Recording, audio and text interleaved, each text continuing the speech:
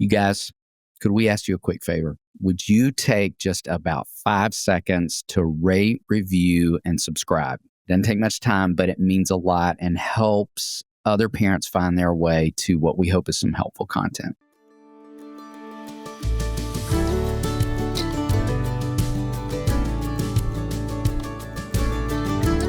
Welcome to the Raising Boys and Girls podcast. I'm Sissy Goff. And I'm David Thomas, and we're so glad you've joined us for this conversation. Let's dive in.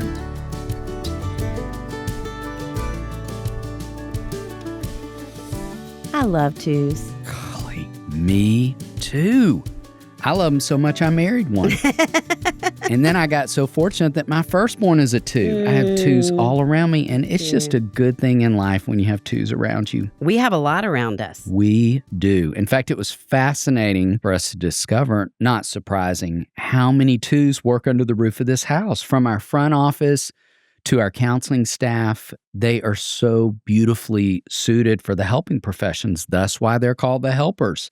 I think 2's are commonly nurses and teachers, counselors, so many of the caring professions, and we love 2's. And it's even where, as we jump into our conversation and talking about 2's, Sissy and I are going to let you in on a little secret.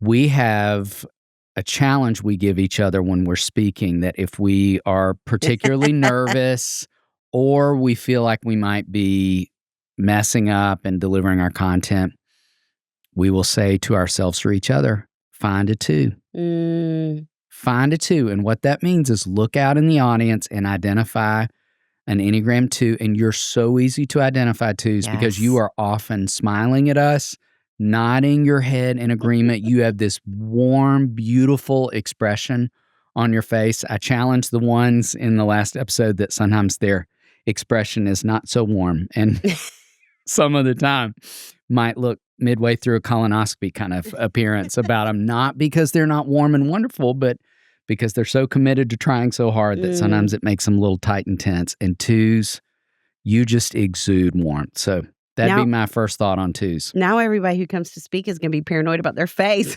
while we're talking. Don't worry. But if you want to smile at us, it's fine. Okay, let's talk about more things that are true about 2's. Another we would say is that you are always focused outward.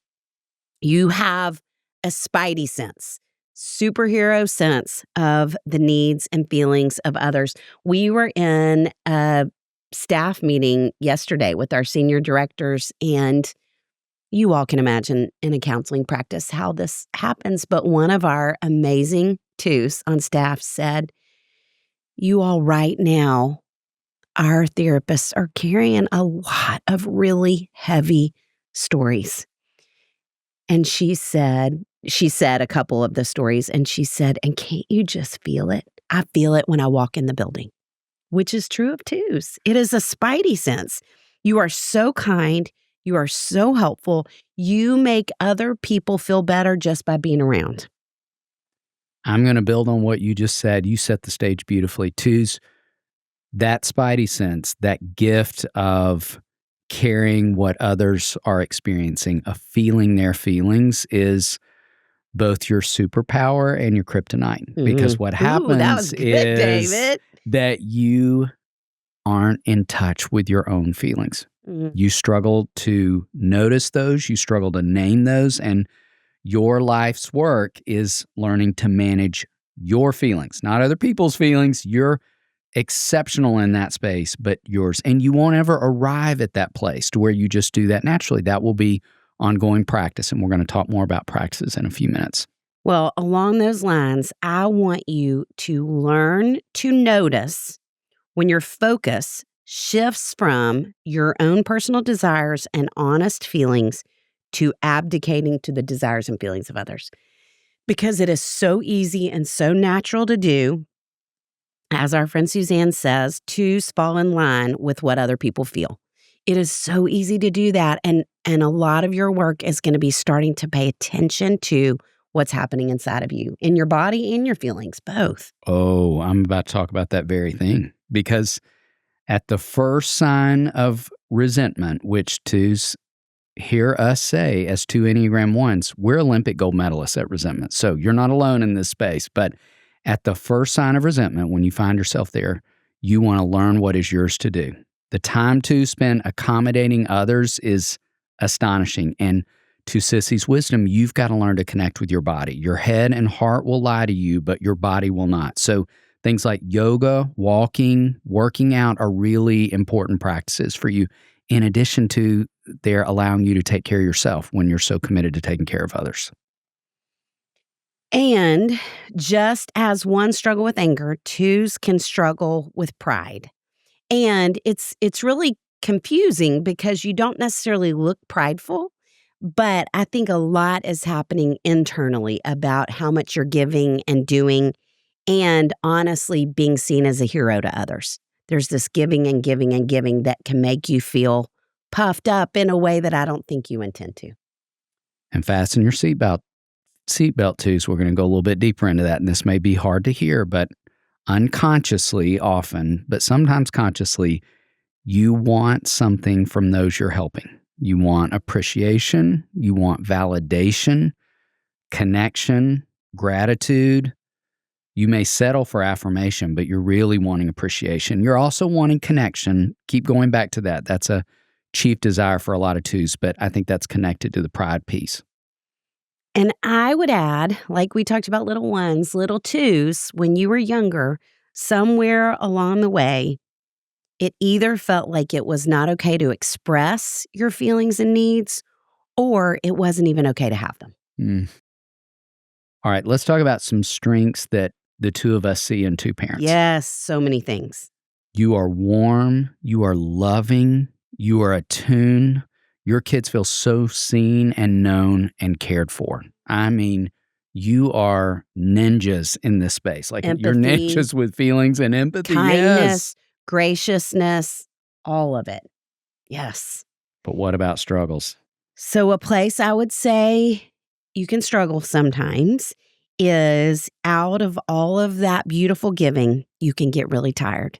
And then what happens is you circle back to what David said about resentment. And you're giving at that point with less discernment and less satisfaction. And so what happens as someone who loves you, and I have experienced this with some of my friends who are 2s, is because it's so hard for you to express your needs, sometimes you don't say, hey, I'm having a hard time. Hey, I can't do this anymore.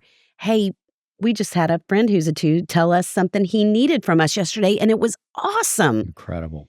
And you're not saying it, though, so often, and this resentment is building. And then I have had 2s who are like crazy mad at me, erupt, explode, and I never even knew they were upset to begin with. And so we need you, those of us who aren't 2s, we need you to communicate with us because you are so good at being aware of and kind to others. And we want to be aware of and kind to you. And so, but we fall for it sometimes and we don't know what your needs are. And so tell us. Growth, which we're about to talk about, but so much of that is not only expressing your needs, but we would say also solitude and silence are really good for you because they set the stage, because it's hard to do it because you feel so much with other people of what they're feeling. So for you to pull back and have time on your own can help you do more of this work. Yes. All right, let's talk about some growth for 2s. And every one of us has growth in our number. So 2s can become controlling and demanding in this space, and those you love the most are caught off guard, much like Sissy just said. I think it often starts with kind of a slow brewing storm, like, no, I'm fine.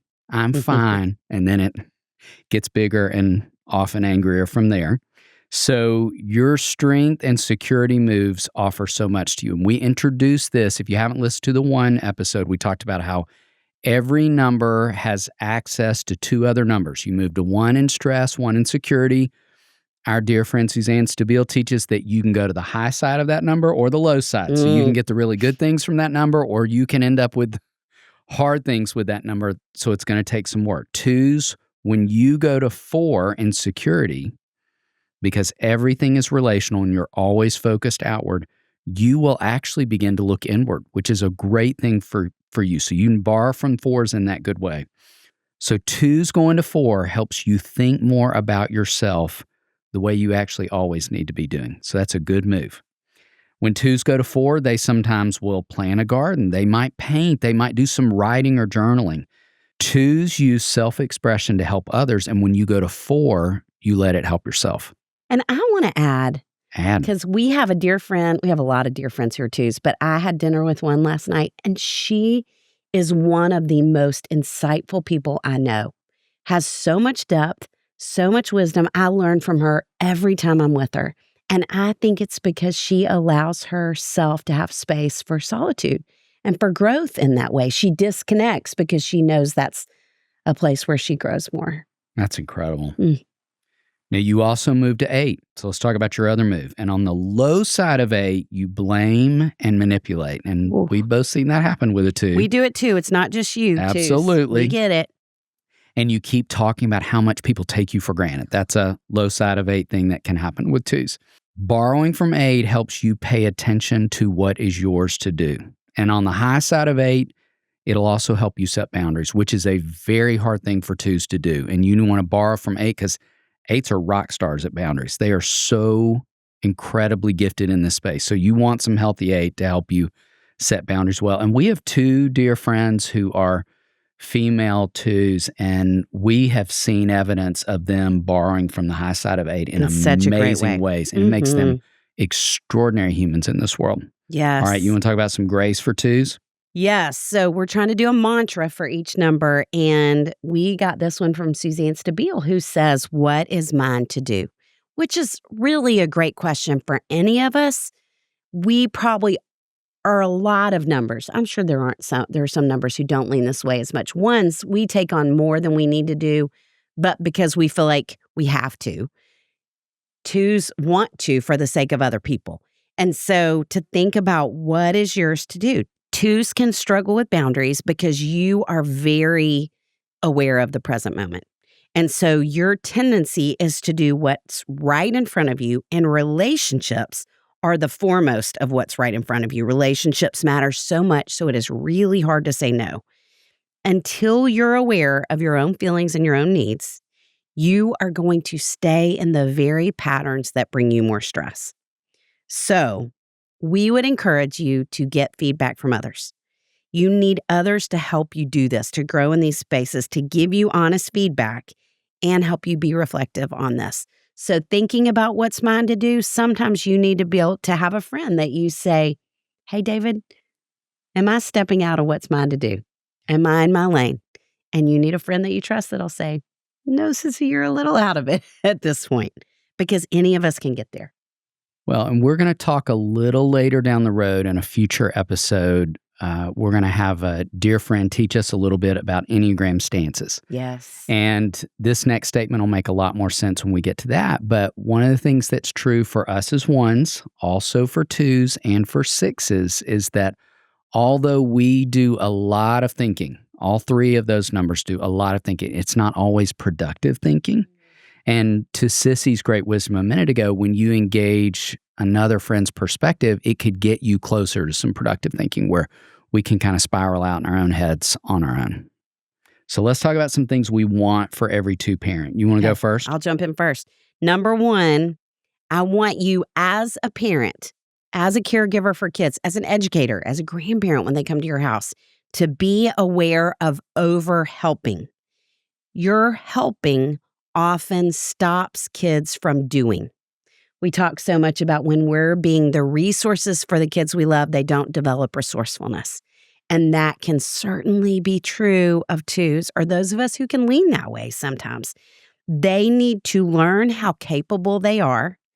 And when we're not giving them opportunities because we're stepping in and doing and rescuing and all those things, then they're not having the experience that helps them know that they're capable and brings confidence. So be aware of overhelping, number 1, or overdoing. Number 2, I want you to be aware of overfeeling, because out of that great desire and giftedness of empathy that you have, sometimes your daughter or son may come home with friend troubles and they're talking about their friend who has hurt their feelings, and you might have bigger feelings than they do about it. When you do, they are likely going to stop talking to you because they feel, I cannot count the amount of girls over the years who said, my mom has bigger feelings about my friend's stuff than I do, and so I don't want to talk to her about it anymore. It becomes too much for them. So be aware of overfeeling. And number 3, be aware of teenagers. Because I think there's something about teenagers that, Melissa has this great quote we've talked about before in the Ages and Stages: to the degree kids can predict you, they'll dismiss you. My favorite word when it comes to teenagers is breezy. That we need to be breezy with them, because I think when we are trying too hard, when we're asking them too many questions, I have had so many moms, especially, tell me stories. Their kids will get in the car and not have much to say at the end of the school day, and they'll literally chase them to their rooms to get them to talk. We look desperate when we do that, and I think that gives them too much power. Whereas breezy, where we don't show them sometimes that them not wanting to talk to us or them having one-word answers, when we don't show them that hurts our feelings, as it might, especially if you're a 2, adolescents end up respecting us more and feeling more secure in our presence when they feel like we're stronger than they are. And so don't look like you're trying too hard with them. Just act kind of breezy. We have a friend who's a 2 who said when she's around Enneagram 8s, she has to try and make herself seem more chill because she tries too hard and then they don't end up respecting her. And I would say teenagers are like 8s, a lot of them, in that stretch of development. So think about being breezy with the teenagers that you left. What would you say? Oh, good. You know what I'm going to first challenge 2s to do is say back to yourself something we have talked about on this podcast before that I think could be particularly hard for 2s because you are picking up on everything going on around you. But you've heard us say, Dr. Susan David, in her book, Emotional Agility, says that discomfort is the price of admission to a meaningful life. Whew. And I want you to memorize that and say it back to yourself as a reminder so that when your elementary age son is experiencing discomfort with homework at the kitchen table, that is not necessarily an indicator light that you need to be seated beside him from start to finish. And when your daughter is working through something with a friend, it's not necessarily yours to solve, yours to remedy, even yours to get in the middle of in any way. But allowing discomfort, I think, is a great challenge for 2s. So reminding yourself of that would be a first place to start. Secondly, spend some time alone. You are so other-oriented that if there is even one other person in the room, your attention turns to that individual and their needs so significantly that I think time alone for you is of the utmost importance. It's going to give you space to journal. And hear us saying that in the context of parenting, that means you're going to have to be intentional about scheduling some time away from your kids, the kids you love and are invested in and pouring into for their greater good as well as for your greater good. That time alone is going to benefit everybody involved. And thirdly, no is a complete sentence. Say no to yourself. Say no to others. Go back to when Sissy talked about pride a few minutes ago. I was so glad she brought that up. And the Enneagram definition of pride, listen to this, 2s, is the inability or unwillingness to acknowledge one's own needs and suffering while tending to the needs of someone else. Mm-hmm. I'm fine.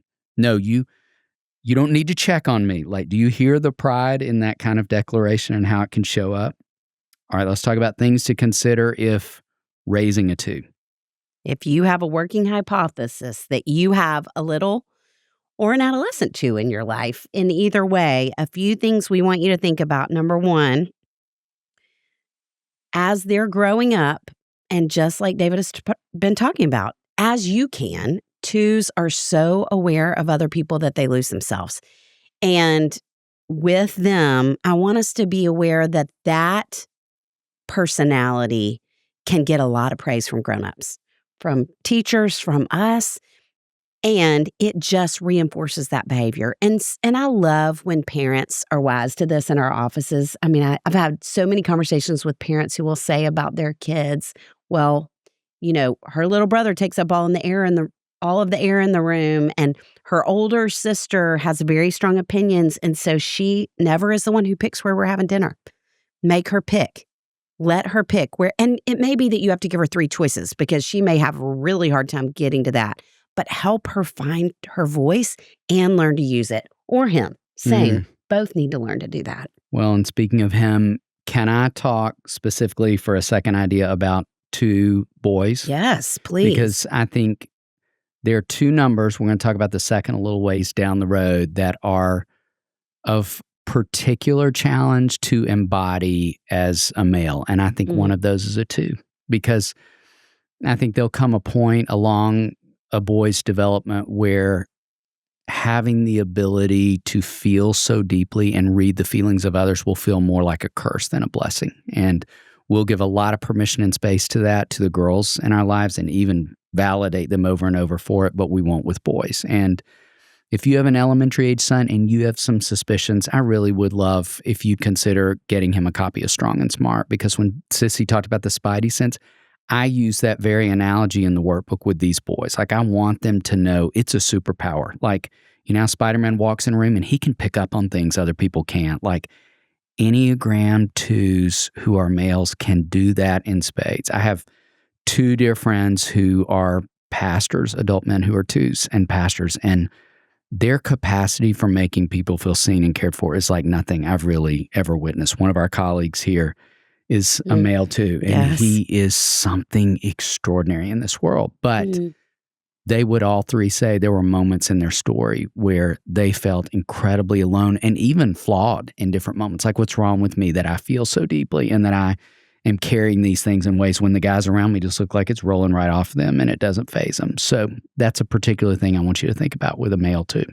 Well, that I want to talk about girls in just a second, but that makes me think too, if you believe that you're raising a 2, I want you to make sure, I want you to start to notice where you're encouraging them, where you're praising them, and is the bulk of it when they're helping others or aware of or giving to, and purposefully find places you can encourage and reinforce behavior that is not just helping behavior. Find places you can cheer them on in those ways so they see there's more to me than just that. So good. And I think sometimes with kids of certain ages, we're so happy that they're wanting to help or give to someone else that does become what we respond to. So be aware of that. And then I would say, I think, to your point about boys, what I would say about girls is, as we talked about in the Ages and Stages season, girls define themselves against this backdrop of relationship anyway. All girls do. And relationships will be one of the most fickle things in her life as she's growing up. And so for a 2 who is going to put that much more weight on what other people think of her, how other people see her, I think her confidence can just be on this roller coaster ride at all times. And so I want you to be especially aware, if you have a daughter who's a 2, of helping her find places that she gains confidence outside of friendships, that she has activities, that she has abilities, that she has strengths, that she has gifts, that we are reminding her of those frequently outside of friendships. And maybe that's even a conversation to have with her if you're raising a 2. Because, and I think you could come at it if she's too young to talk about the Enneagram, just as girls, sometimes we can place so much emphasis on our friendships. And I've talked about this before on the podcast, but sometimes around here we'll talk about balcony friends. This is from a book that came out in the 80s, balcony friends and basement friends. But a girl at Daystar once said, what if you have roller coaster friends that are great friends and then terrible friends, and it goes back and forth? That's a great conversation to have with girls. And we don't want to place stock in roller coaster friends or even balcony friends who might flip and go the other direction. It's just too fleeting. We want them to see their worth outside of friendship. Okay, you know what I was thinking about the other day? Tell me. I started thinking about if each number of the Enneagram was a breed of dog, what breed might they be? You're not going to like what I came up with for once. Oh. But I've decided that I think 2s would be golden retrievers. 100% I know with that. And who doesn't love a golden retriever? Who doesn't love a golden retriever? I'm not sure I want to be around you if you don't love a golden retriever because I love them that much. Yes. But you know what I want to say within that? 2's, we know golden retrievers are most often service dogs and therapy dogs. And we have fill in the blank with all these things. They do a lot of giving and they're highly attuned to the needs of others. If you don't hear us say anything else, hear us say this to parents listening. We love you for who you are, not what you do, not what you give, not what you offer. We're acknowledging that's extraordinary, but we love you for who you are. That's where we want to leave you. David, what a team we have that we get to call friends who help make this podcast possible. Chris Starrett, our engineer. Our management team at KCH. And we are thrilled to be a part of the That Sounds Fun network. Our music was created by the insanely talented Dave Haywood of Lady A. And if this podcast felt helpful to you, please consider subscribing, liking, sharing, all the things. We are grateful for you and cheering you on always.